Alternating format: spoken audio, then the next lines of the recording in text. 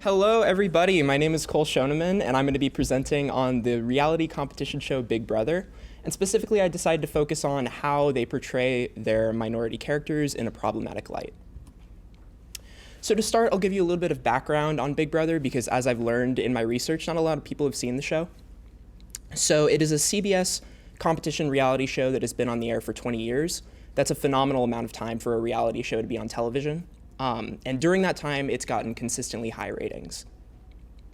There have been a number of international adaptations and spin-offs to the Big Brother formula, but for the purpose of my research, I decided to only focus on the CBS original US series, specifically seasons 2 through 20, which are considered kind of the core seasons of the show.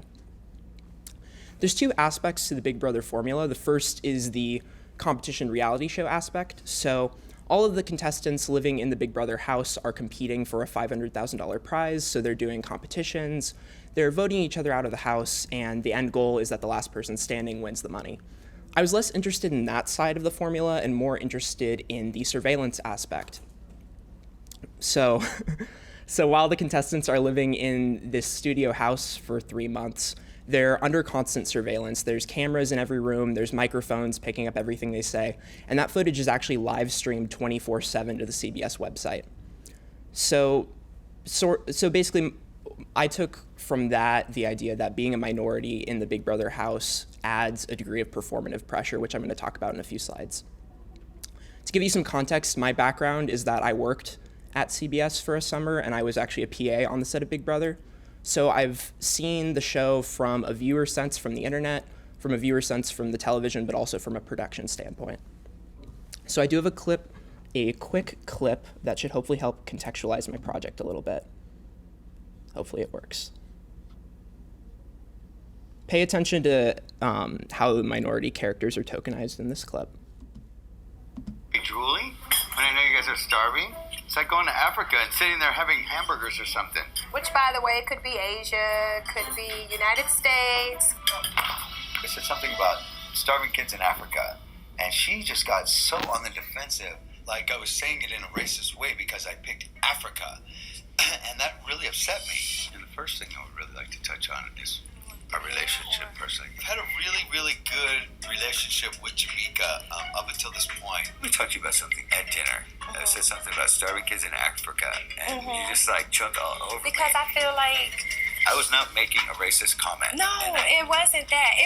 Listen, I'm the only black person here. So I am cognizant of how that is portrayed. I'm not saying that has anything to do with you. I was saying that for people who really think, hey, the only thing in Africa is starving kids.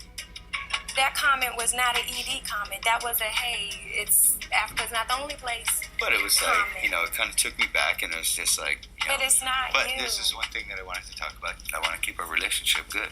So. I know. It's just a lot. Y'all don't understand because y'all aren't the minority. But it's a lot on my shoulder because if I act, I have to be mindful of that. If I'm trying to engage in conversation with you guys, I have to be mindful of how I'm portraying myself. It's just a lot. I've never lived with white people before. To come into this environment, I felt as though I had to be what other people wanted me to be. I didn't feel comfortable being myself. Anybody who doesn't know, I want them to know that it's not just like that. And that's where that comment came from. And I'm sorry if it was awkward and it offended you. It just, the timing of it, like, you put me on. I'm felt like I was sorry. like, we don't need to talk anymore. Everything's been said. And I love you to death. I really do. When you're taking the weight of an entire race on your shoulders and being a representation of them to the world from this show, it has to be a hard thing. It has to be a personal thing. It has to be an emotional thing. Nobody's the perfect person. All we can do is just try to be. All right. So hopefully you get a sense for sort of how Big Brother plays out when they're not competing in these challenges. Where do I go? There we go. Did I get it? Yeah. Nice. Okay, so something that Jamaica touched on in that clip is this idea of tokenization. And that's a pattern I observed across all seasons of Big Brother. Tokenization, for those that aren't familiar, is the idea that being a minority in a given setting introduces a degree of performative pressure. So in addition to having to compete in the Big Brother house under constant surveillance, Jamaica felt like she also had to exhibit or not exhibit negative stereotypes of Black women. So there were two groups I decided to focus on that I felt like were the most tokenized in the Big Brother house. The first were Black men and women, and the second were gay men specifically. And the reason I didn't focus on lesbians was oftentimes Big Brother won't cast a lesbian on a season, and when they do, oftentimes they won't be as visible as a gay man would be. So to start with Black tokenization, a lot of my research started with critical race theory, and specifically the voice of color thesis. This is the idea that people of color often feel like they have to be able to speak about their racial group in a positive way, and they have to be a positive representation. So what this does in the context of a reality competition show is it leads to non-authentic portrayals. Like, as Jamaica said, she didn't feel like she could be herself in the house and couldn't form authentic relationships with people because there was no one else in the house that looked like her. And there were a lot of Black stereotypes that I observed emerging season after season in Big Brother. For women, it was often the distinction between the angry Black woman, so to speak, and the strong Black woman. And a lot of my research was talking about, for Black men, the distinction between like the hood Black man and the like integrated Black man. So oftentimes these portrayals existed on these like strong bifurcations, and accurate, authentic portrayals were very hard to come by. So for gay men, the only gay man to win Big Brother, Andy Herron, described the portrayal of gay men on the show as queenie. Basically, he felt that they were oftentimes overly flamboyant, they dressed differently, they acted differently, and they predominantly came from urban backgrounds. The few times that Big Brother has cast gay men who didn't come from urban backgrounds, it was often the focal point of their storyline. There was a gay man on season 13 who described himself as the gay cowboy, and he wore a cowboy hat everywhere he went. And like, there's sort of this idea that the majority of gay men exhibit these similar mannerisms, dress the same way, and come from similar backgrounds. And that can be really problematic for viewers trying to identify, but also with gay men who are trying to further their social game. Big Brother, at the end of the day, is a social game. It's all about forming alliances with your fellow house guests.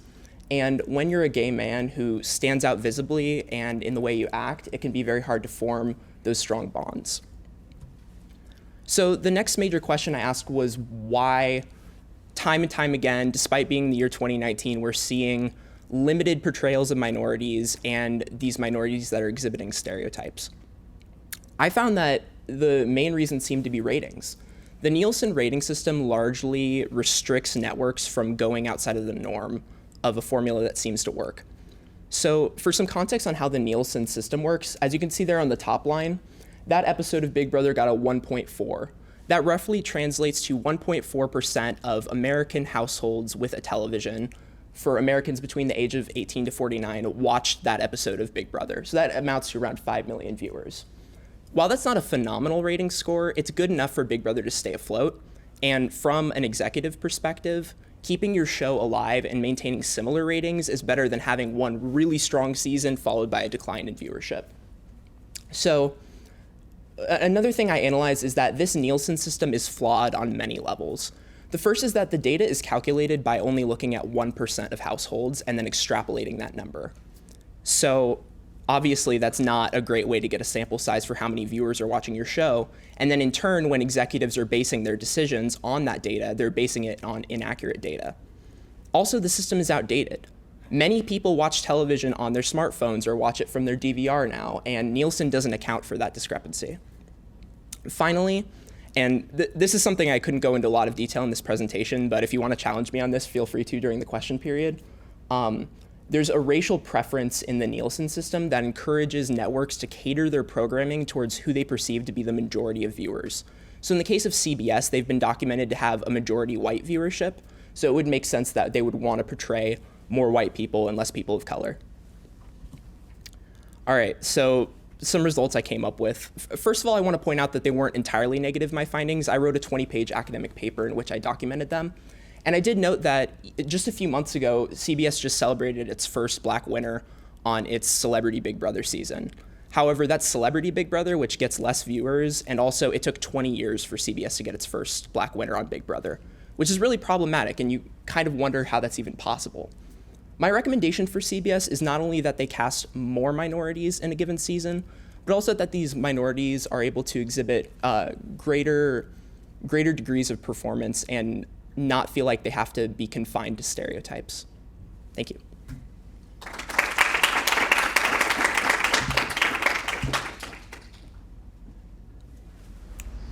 I actually had a very long conversation with my wife about the Celebrity Big Brother winner this year. Yes. Because, This is fun. and so I want to know your thoughts on two aspects of that season, which was, A, there were far more minority participants on that episode. Sure. And B, they are known quantities to other people who are coming into the house, are not strangers per se. Mm-hmm. So it's like what factor do you think that has in there finally being a black winner? I think I don't know. I guess just the celebrity formula is a lot different in a sense because you're casting based on people who have the most name recognition. And honestly, I think it's kind of a coincidence that there happen to be more people of color in the Celebrity Big Brother house.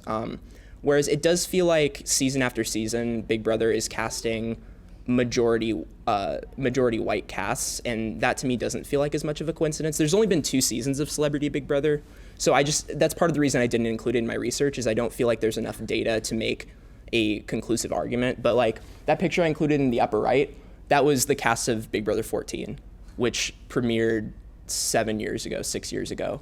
I mean, where's the diversity in that? So this large conversation of diversity in media and inclusion is really interesting. So your recommendation is to cast more minorities so that someone's not tokenized. How would you feel about the statement, or where would you err on either a no casting or a casting of one and leading to tokenization? I mean, it's a hard question because the answer is neither. I mean, I really think the answer is to cast a lot of minorities in a given season so that they can have a greater range of performances. And one case study that I went to a little bit in my paper and that I think I'm going to write about more for my popular article is Survivor Cook Islands. So Survivor is sort of the sister show to Big Brother. There's a lot of similar themes that emerge in both shows. And one season of Survivor had a very problematic premise, but some interesting things emerged from it. So the premise was that the 4 tribes were divided by ethnicity. So that was very controversial at the time. And this wasn't far enough or long enough ago for it to be okay. This was maybe 8 years ago. So, it was very controversial at the time. But what was interesting was it forced CBS to cast more diversity. And still to this day, it's one of the most popular seasons of the show. And it's not because of the premise of dividing people by ethnicity. It's one of my favorite seasons of the show. They just had a very interesting group of contestants, and the final 4 were all people of color. So I think it's testament to the fact that CBS can cast more diverse seasons, and they can do very well and be very popular amongst fans. Do you know if there's any kind of producer or production pressure on the contestants to behave in a certain way? Because obviously part of it is the fact that they are the only person, but then also reality TV is manipulated in certain ways. The answer is absolutely yes. So without giving away too much of my NDA, Big Brother is one of the most authentic reality shows you will watch. Everything you're watching on your TV screen actually happened in the house, and none of it is scripted, which is unlike shows like The Bachelor, where it's mostly scripted. The confessionals, however, are where the producers get a little bit more say in the matter. So that's when you saw Jamaica on the screen, kind of explaining her thought process a little bit. That's called a confessional. So during those moments, I saw producers sort of coach answers. So they would ask you a question like, what did you think of your conversation with Dick? And she would say, it was whatever. She would maybe give some lukewarm response, and they'd be like, oh, could you touch a little bit more on how you felt like you had to represent your race in the house or something like that? And they would keep asking follow-up questions until they sort of got the answer they wanted. The clip you showed was a fascinating example, I thought, of how most people can see racism as a personal characteristic as opposed to institutional, which what critical race theory course looks at. So, and I was wondering whether there was evidence that when they cast the whole cast, they were trying to set up some of those individual confrontations by having some homophobic or That's a perfect question. That was sort of the other thing I was almost going to touch on is the other thing that inspired this project was a piece that was written by the tokenized gay man in season 12 of Big Brother. He was a communications professor, so as soon as he left the house, he documented his entire experience from casting to being on the show. He said that he was given his wardrobe, which was more flamboyant than he felt comfortable wearing. He said that during his interview, he consciously he consciously was more provocative with his statements and was speaking in mannerisms that he felt lined up with gay stereotypes he had seen on the show. And he said without doing those things, he didn't think he could have been cast on the show in the first place. So it literally is a problem that stems from the casting period in which minority contestants are encouraged to play up stereotypical characteristics, even if they wouldn't exhibit them in their everyday life.